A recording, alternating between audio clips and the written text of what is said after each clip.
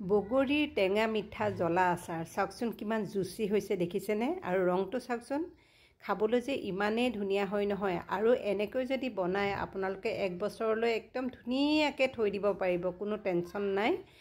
একেবাৰে বেয়া নহয় আৰু স্মেলো নোলায় বহুত ধুনীয়া হৈ থাকে খুব সহজভাৱে মই বনাওঁ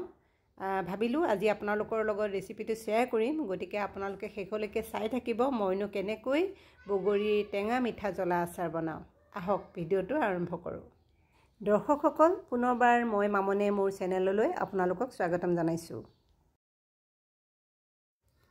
এয়া প্ৰথমে মই এখন কেৰাহী লৈ তাতে 2 চামুচ জিৰা দিছোঁ গোটা জিৰা গোটা ধনিয়াও 2 চামুচ দিছোঁ আৰু গুৱামুৰি চফ সেয়া প্ৰায় 5-6 চামুচমান দিছোঁ সৰহকৈ দিছোঁ অলপমান এইখিনিত বেছিকৈ দিছোঁ আৰু তেতিয়া খাই ভাল লাগে আচাৰটো সেইকাৰণে আৰু জুইটো কম কৰি জ্বলাই এনেকৈ শুকানে শুকানে অলপ সময় ভাজি আছোঁ দেখিছে আপোনালোকে বেলেগ মছলা মই আৰু ব্যৱহাৰ নকৰোঁ এইখিনি মছলাই ব্যৱহাৰ কৰিম ইয়াতে গতিকে এয়া মই অলপ সময় তাৰ পৰা ভজা গোন্ধটো ওলোৱালৈকে ভাজিলোঁ আৰু তাৰপিছত শুকান জলকীয়া দি দিলোঁ 3টা আৰু শুকান জলকীয়া 3টা দিও এনেকৈ মই অলপ সময় ভাজি আছোঁ আৰু অকণমান যেতিয়া ফুটিব তেতিয়ালৈকে ভাজিব লাগিব এয়া মোৰ ভজা হৈছে আৰু এয়া ফুটিছে গতিকে এতিয়া মই গেছটো অফ কৰি দিলোঁ আৰু এইখিনি এতিয়া মই উঠাই মিক্সি জাৰ এটাত এয়া ৰাখি থ'ম এয়া দেখিছে একদম গৰম হৈ আছে ধোঁৱা ওলাই আছে গতিকে অলপ সময় এইখিনি মই ঠাণ্ডা হ'বলৈ ৰাখি থ'ম আৰু ইফালে এয়া বগৰীখিনি শুকাই লৈছিলোঁ দেখিছে আৰু এতিয়া আকৌ এবাৰ মই ধুই ল'লোঁ লৈ পেলাই এনেকৈ ফালি ফালি লৈছোঁ ধুইছোঁ যদিও মানে পানীটো শুকাই লৈছোঁ পানী থাকিব নালাগে যিহেতু আৰু এনেকুৱা ধৰণৰ শুকাবলৈ দিছিলোঁ মই একেবাৰে খুব বেছি পানী থকাও নহয় আৰু একেবাৰে বেছি শুকানো নহয় আৰু এইফালে এয়া মই গুড় কাটি লৈছোঁ আপোনালোকে বগৰী যিমান প্ৰয়োজন হয় সেই অনুসৰি গুড় ল'ব এনেকৈ সৰু সৰুকৈ কাটি লৈছোঁ আৰু এয়া ঠাণ্ডা হোৱাৰ পিছত মছলাখিনিও মই মিক্সিত মাৰি ল'লোঁ একদম পাউডাৰকৈ কৰা নাই এয়া চাওক আপোনালোকে অলপ দৰদৰীয়া নিচিনা হোৱাকৈ এয়া এইখিনি গুড়া কৰি পেলাই ৰাখি থৈছোঁ এয়া চাওক এনেকৈ ভাজি পেলাই যেতিয়া মছলাখিনি গুড়া কৰা হয় গোন্ধটো বহুত বেছি ধুনীয়া আহে আৰু এতিয়া মই এয়া কেৰাহীত তেল গৰম হ'ব দিছোঁ বহুত তেল নিদিওঁ মিঠা আচাৰত মই আৰু এয়া তেলখিনি এতিয়া গৰম হোৱাৰ পাছত গেছটো অফ কৰি লৈছোঁ আৰু তাতে 1 চামুচ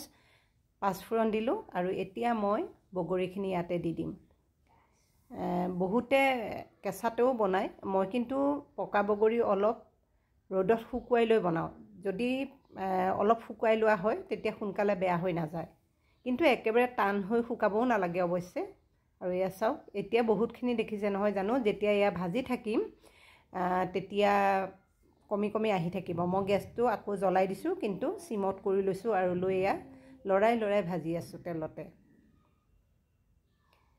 যেতিয়া এইখিনি ভাজা যাব তেতিয়া কমি যাব পৰিমাণটো এয়া চাওক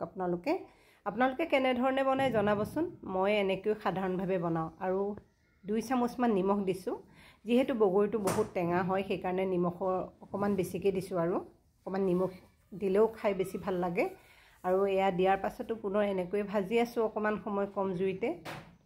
কাৰণ জুইটো বঢ়াই দিলে আকৌ বগৰীবোৰ জ্বলি যাব তলফালে সেইকাৰণে আৰু এয়া পকা জলকীয়া সৰু সৰুকৈ কাটি দিছোঁ বহুত বেছি জ্বলাও হ'ব নালাগে কিন্তু জ্বলা নহ'লেও ভাল নালাগে সেইকাৰণে পকা জলকীয়া কাটি দি দিছোঁ সেইখিনি দিয়াৰ পিছতো মই এনেকৈ কম জুইতে ভাজি আছোঁ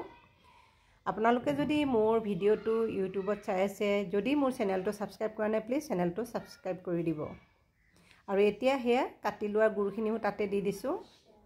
আৰু যদি ভিডিঅ'টো আপোনালোকে ফেচবুকত চাই আছে তেতিয়াহ'লে প্লিজ মোৰ ফেচবুক পেজখন ফ'ল' কৰিবলৈ নাপাহৰিব কাৰণ এনেকুৱা ধৰণৰ ভিডিঅ' মই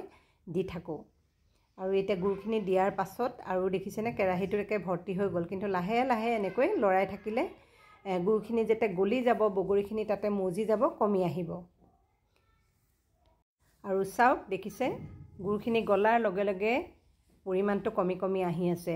বগৰীখিনি গুড়ত একেবাৰে ধুনীয়াকৈ সিজি যাব লাগিব সেইকাৰণে জুইটো কমাই এনেকৈ লৰাই লৰাই ভাজি থাকিব লাগিব এই বগৰী আচাৰ বনোৱাটো খুব খৰখেদা কৰিলে নহ'ব আৰু এতিয়া এয়া চাওক গুড়া কৰি লোৱা মছলাখিনি তাতে দি দিলোঁ আৰু দি আকৌ এনেকৈ লৰাই আছোঁ দেখিছেনে কালাৰটো কিমান ধুনীয়া হৈছে